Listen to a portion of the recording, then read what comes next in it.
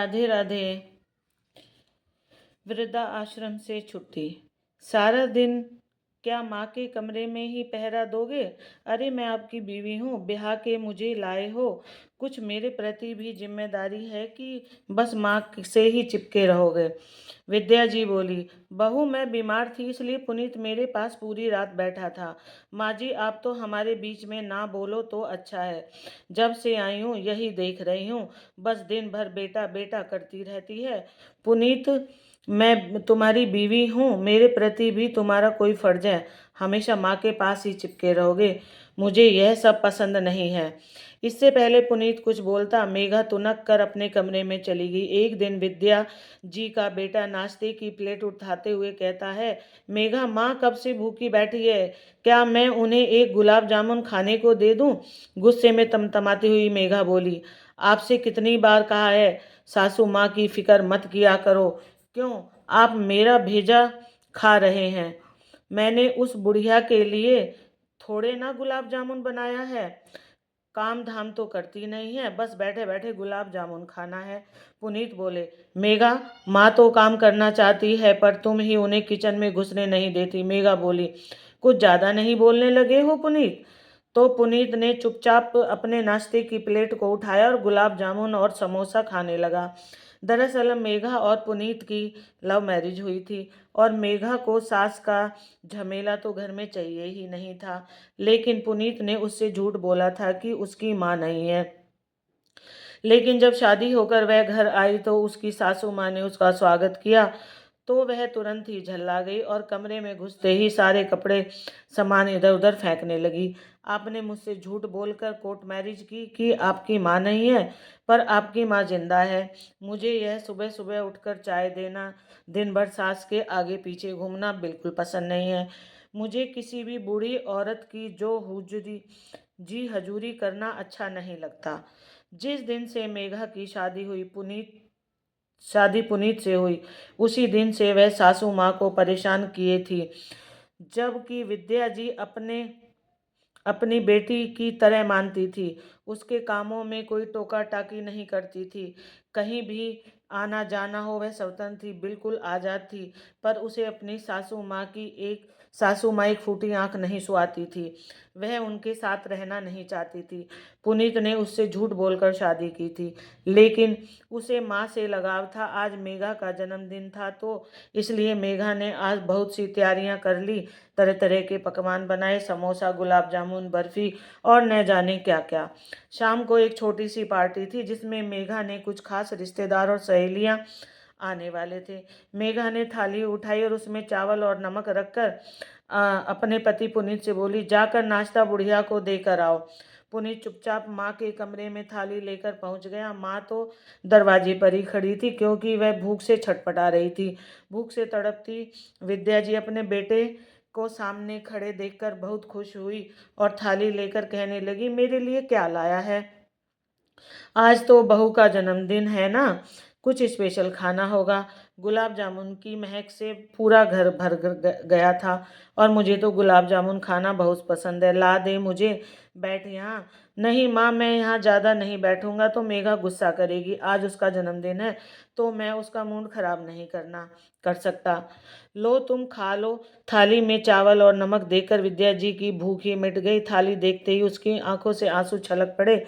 आज मेघा ने समोसा, गुलाब जामुन, बहुत कुछ बनाया था। पुनीत ने कहा। इतना सुनते ही विद्या जी के मुंह में पानी आ गया और उसकी जीभ चटकारे खाने लगी। कई हफ्ते से चावल, नमक, कभी रोटी, अचार खाते हुए ऊब गई थी। विद्या जी बोली, पर बेटा तू मेरे लिए कुछ मीठा भी नहीं लाया, एक गुलाब जामुन ही ले आता। अरे नमक चावल कितने सूखे हैं, यह मैं कैसे खाऊंगी?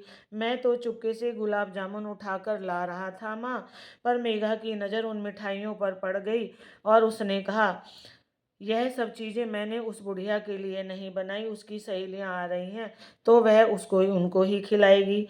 अभी ना समझ है ना माँ, धीरे धीरे सब समझ जाएगी। अच्छा बेटा तुमने गुलाब जामुन खाए? हाँ माँ, मैं तो गुलाब जामुन समोसे सब खा कर आया हूँ। कैसा बना था? बहुत स्वादिष्ट बना था। इतना सुनकर विद्या जी वह सब खाने के लिए तड़प उठी। विद्या जी बोली, अभी गुलाब जामुन और बचे हैं, माँ, मैं देखकर आता हूँ, मेघा अभी कमरे में गई है। अगर वह सो रही होगी तो मैं चुपके से आपके लिए गुलाब जामुन उठाकर ले आऊँगा। पुनीत माँ के कमरे के बाहर आता और सब कमरों में बारी-बारी से झाँक कर देखता कि मेघा कहाँ है। वह देखता कि मेघा अपने कमरे में बैठकर आराम से अपनी सहेलियों से हँस-हँस कर फ़ोन पर बतिया रही है। फिर वह चुपके से किचन में घुस जाता और अपने हाथों में एक गुलाब जामुन छुपा कर ले जाता और विद्या जी को दे देता है। विद्या जी गुलाब जामुन को देखकर तो उनकी आंखों में खुशी से चमकने लगती हैं और वह जल्दी जल्दी गुलाब जामुन मुंह में पूरा एक बार में ही भर लेती है। पुनीत यह देखकर कहता है, माँ, क्या माँ, इतना बड़ा गुलाब जामुन एक बार में ही मुंह में भर लिया? आराम से खाओ, नहीं तो गले में अटक जाएगा। और वह फट से गुलाब जामुन चट कर लेती है और कहती है, तू सच कह रहा है था बेटा, गुलाब जामुन तो बहुत टेस्टी बना है। मुझे और खाने का मन कर रहा है। एक काम कर बेटा, अब जाकर एक समोसा ले आ। नहीं माँ, इस बार गया तो मेघा ने मुझे बहुत सुनाने लगेगी। पुनीत को पता था कि अगर वह इस बार माँ की इच्छा पूरी करेगा तो मेघा ने देख लिया तो माँ को एक गुलाब जामुन के बदले कई दिनों तक भूखा रहना पड़ेगा, क्योंकि मेघा हमेशा यही करती आई थी। वह माँ को एक कमरे में बंद कर देती थी। पुनीत उसे बार बार समझाता कि वह उसकी बिल्कुल नहीं सुनती। अब विद्या जी को बार बार कभी समोसे कभी गुलाब जामुन का ख्याल आता। वह बार बार उंगलियां चाट रही थी। माँ, अब मैं जा रहा हूँ, नहीं तो मेघा मेरा बैंड बजा देगी। हाँ माँ, अगर रात को कुछ बच जाएगा तो मैं आपके लिए ले आऊँगा। यह कहकर पुनीत अपने कमरे में जाता है तो मेघा कहती है, खा लिया बुढ़िया ने खाना? हाँ, पूरा चट करके खाया है। क्यों, ऐसा कौन सा पकवान दिया था कि चट करके खाया है? नहीं बाबा, वह तो चावल नमक ही चट करके खा जाती है। झूठ मत बोलो, मुझे पता है आपने उन्हें एक मीठा जरूर खिलाया है, क्योंकि मैंने पूरे 30 गुलाब जामुन थे। एक आपने खाया, एक मैंने, तो 28 होने चाहिए। वहाँ तो 27 गुलाब जामुन है। एक गुलाब जामुन जरूर उस बुढ़िया अम्मा को आपने खिलाया है। नहीं नहीं मेघा, तुम गलत समझ रही हो। वह तो हमारी उंगलियों में जादू है ना, इतना अच्छा बनाया है कि मुझसे कंट्रोल नहीं हुआ और मैंने एक और खा लिया। ठीक है स्वीट हार्ट, अब मैं जा रहा हूँ, मुझे ऑफिस के लिए देर हो रही है। शाम को बर्थडे पार्टी में मिलते हैं। शाम को मेघा के रिश्तेदार और फ्रेंड्स आते हैं। घर में खूब हंसी का माहौल रहता है, पर बेचारी विद्या जी एक कमरे में बंद पड़ी थी। क्यों बंद पड़ी थी? किस चीज़ की सजा उसे मिल रही थी? उन्हें तो समझ नहीं आ रहा था। शायद सास बनना ही उनकी ज़िंदगी का सबसे कठिन दौर था, जो आज वह झेल रही है। वह रोई जा रही थी और मेघा अपनी सहेली और रिश्तेदारों के संग खूब मज़े में अपना जन्मदिन मना रही थी। किसी ने पूछा भी नहीं कि तुम्हारी सास कहाँ है। अच्छे अच्छे खानों की खुशबू विद्या जी के कमरे में पहुंच रही थी और वह खुशबू से ही अपनी भूख मिटा रही थी। मेघा को जन्मदिन की ढेरों बधाइयाँ देने के बाद सब मेहमान घर जाने लगे तो पुनीत ने गिफ्ट खोलकर मेघा को दिखाया। उसमें 56 भोग खाने की चाहत में विद्या जी बेचैन सो रही थी। उधर पुनीत मेघा से बोला, यह देखो, मैं 2 साड़ियाँ लाया हूँ, एक तुम्हारे लिए, एक माँ के लिए। अरे, माँ तो सूती धोती पहनती है, उनके लिए बनारसी साड़ी लाने की क्या ज़रूरत है? कितना पैसा बर्बाद कर रहे हो। मुझे महंगी ज़्यादा साड़ी मुझसे महंगी ज़्यादा साड़ी आप माँ के लिए लाए हो। मेरी साड़ी 2000 की और माँ की लिए 5000 की लाए हो। क्या ज़रूरत थी पैसा बर्बाद करने की? क्या साड़ियों का वह ढेर लगाएगी? उनको कहाँ जाना होता है? उनकी साड़ी चीज़ें तो बक्से में बंद है। मेघा, हद होती है बचपने की। यह मत भूलो कि माँ का ही दिया हमारे पास सब कुछ है, और तुम उनको एक साड़ी देने में इतना परेशान कर रही हो। मेघा ने कहा, अरे कल को हमारे भी बच्चे होंगे, उनके भविष्य के लिए भी तो हमें कुछ करना चाहिए। अभी से पाई पाई जुटाएंगे तभी उन्हें अच्छा फ्यूचर दे पाएंगे। आप तो हमेशा मुझे गलत ठहराते हो। उनको कहाँ जाना है? सारी साड़ियाँ रखे रखे खराब हो जाती हैं। पुनीत गुस्से से बोला, तुम हमेशा मेरी माँ को लेकर क्यों परेशान होती हो? तुम्हें क्या प्रॉब्लम है? अगर देखा जाए तो तुम्हारी भी माँ जैसी है। मेघा ने बोला, माँ जैसी है माँ नहीं, मैं उन्हें माँ नहीं मानती। मैंने तो उन्हें पहले ही बोला था, मुझे सास नाम की परेशानी अपने घर में नहीं चाहिए। मेघा, माँ तुम्हारा करती क्या है? चुपचाप तो पड़ी रहती है बेचारी, फिर भी तुम उन्हें तंग करती हो। हमेशा मेरी माँ के बारे में उल्टा सीधा क्यों सोचती हो? धीरे धीरे दोनों में नोकझोंक बड़े विवाद में बदल जाती है। मेघा और पुनीत में खूब लड़ाई झगड़ा होने लगता है। मेघा चिल्ला कर कहती है, मैंने भी फैसला कर लिया है, या तो तुम अपनी माँ के साथ रहो या मेरे साथ रहो। हम दोनों में से किसी एक को तुम्हें चुनना होगा। पुनीत भी भड़क कर कहता है, अगर माँ और बीवी में से मुझे एक को चुनना है तो मैं अपनी माँ को चुनूंगा। दरवाज़ा खुला है, अब तुम जा सकती हो। पुनीत, यह तुम्हारा आखिरी फैसला है? हाँ, यह मेरा आखिरी फैसला है। मेरी माँ मुझे 9 महीने कोख में रखा, पाला पोसा, दर्द सहा, मैं उसे छोड़ दूँ? क्यों छोड़ दूँ? उससे अच्छा है मैं तुम्हें छोड़ दूँ। ठीक है, तो मैं जा रही हूँ, मुझे लेने मत आना। मेघा अपने मायके फ़ोन करती है, माँ गाड़ी भेज दो, मैं अभी मायके आ रही हूँ। अब मेरा इस घर में कोई नहीं है। वह अपने सामान पैक करते हुए हड़बड़ा रही थी। मेरी इस घर में क्या आवश्यकता है? मेघा अपना सामान पैक करके सूटकेस लिए घर के बाहर निकल जाती है तो पुनीत कुछ नहीं बोलता और दरवाज़ा बंद कर देता है। जब वह खबर विद्या जी को पता चली तो उनकी बहू ससुराल छोड़कर मायके चली गई है तो उन्हें बहुत दुखा, उन्होंने खाना पीना छोड़ दिया। आज मेघा को गए 2 दिन हो गए और 2 दिनों से उन्होंने अन्न का एक निवाला भी मुंह में नहीं डाला। और इसका कारण वह अपने आप को मानती है, अपने आप को कोसती है कि मेरे कारण ही बहू यह घर छोड़कर चली गई। एक सास जिसे बहू ने तिल तिल तड़पाया, खाना भी ढंग से नहीं दिया, आज उसी सास को अपनी बहू के जाने का कितना गम है, कितना दुख है। और पुनीत की भी हालत ठीक नहीं है, उसे भी कुछ अच्छा नहीं लग रहा है। पुनीत ने कई बार उसको फ़ोन ट्राई करा पर मेघा ने गुस्से में फ़ोन नहीं उठाया। पुनीत सोचने लगा, शादी के फेरों के समय जीने मरने की कस्में खाई थी, जिसे एक पल में उसने तोड़ दिया।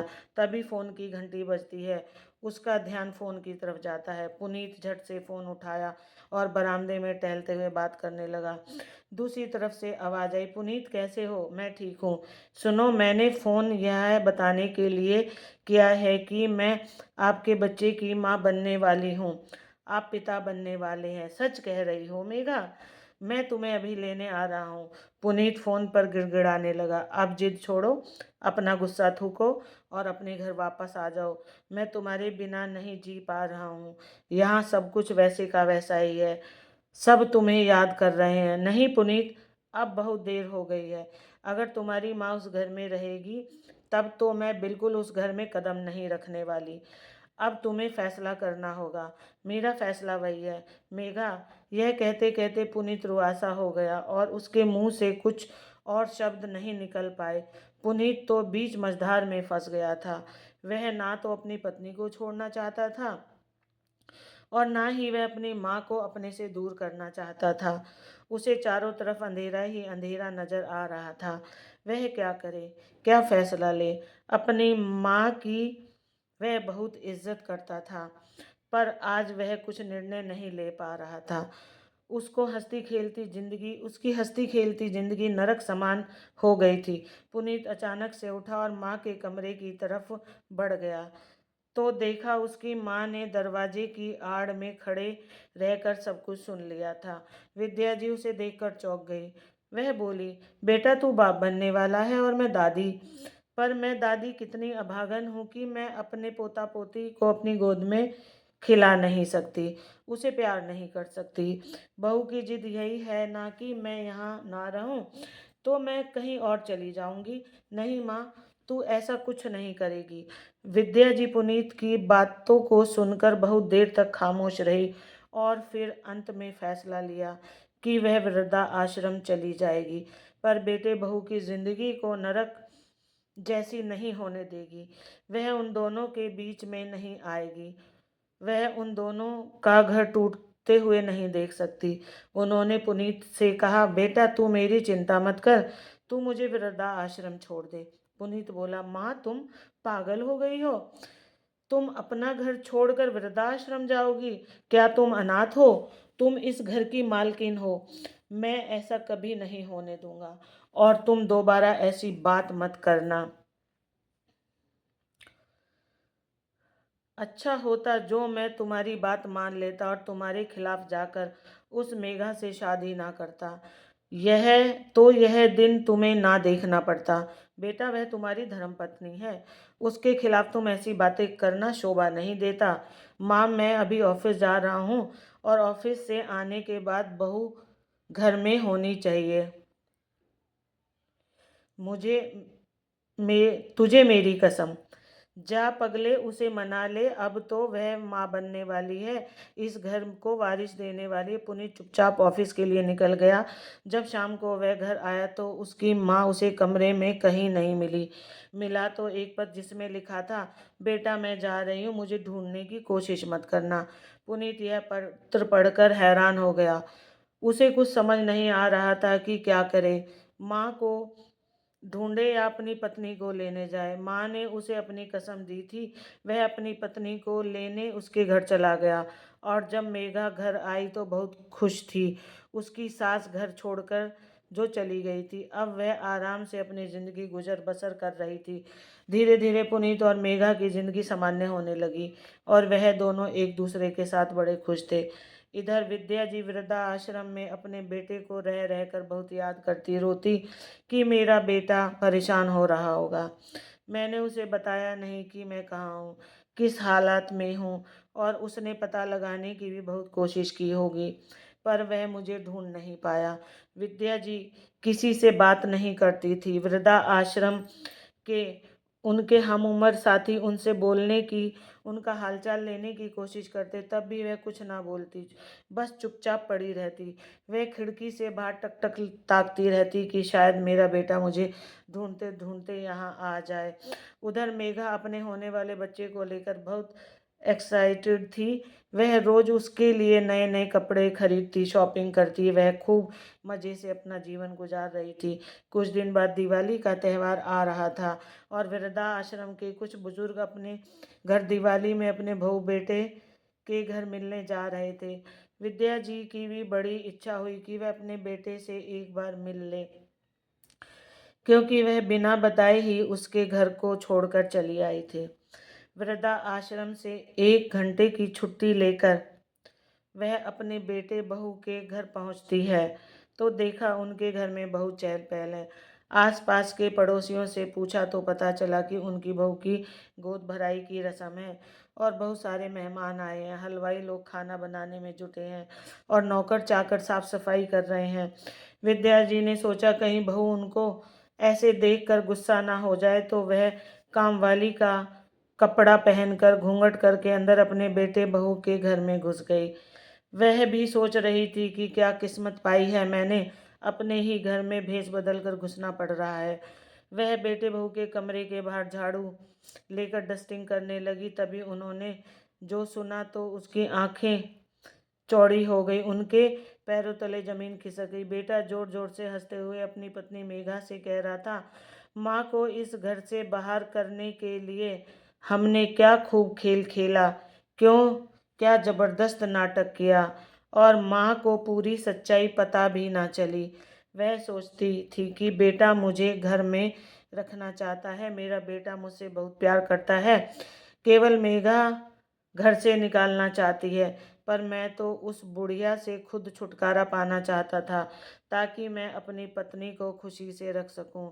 इसलिए हम दोनों ने मिलकर ऐसा नाटक किया कि वह खुद वृद्धाश्रम चली गई। हमें तो उनसे छुटकारा भी मिल गया, और लोगों के ताने भी नहीं सुनने पड़े। मेघा भी पुनीत की बातों को सुनकर खूब हंस रही थी। हाँ पुनीत, तुम्हारा साड़ी वाला ड्रामा भी बहुत जबरदस्त था। और मेघा, तुम जब घर छोड़कर चली गई तब तो पूछो मत माँ का क्या हाल हुआ था। छोड़ो जी, आज हम उस बुढ़िया को याद करके अपना दिन क्यों खराब करें। थोड़ी देर में सब मेहमान आने वाले हैं। देख लेती हूँ कि हलवा पूरी और क्या क्या आइटम बन गया है, ताकि मैं सब चीज़ों की सेटिंग करवा दूँ और माँ का बड़ा वाला कमरा तो खाली हो गया है, हम लोग उसी कमरे में फंक्शन करेंगे। मैं उसे बुढ़िया की तस्वीर भी हटा देती हूँ ताकि किसी की नज़र वहाँ पर ना पड़े, नहीं तो लोग पूछेंगे कि माँ कहाँ है।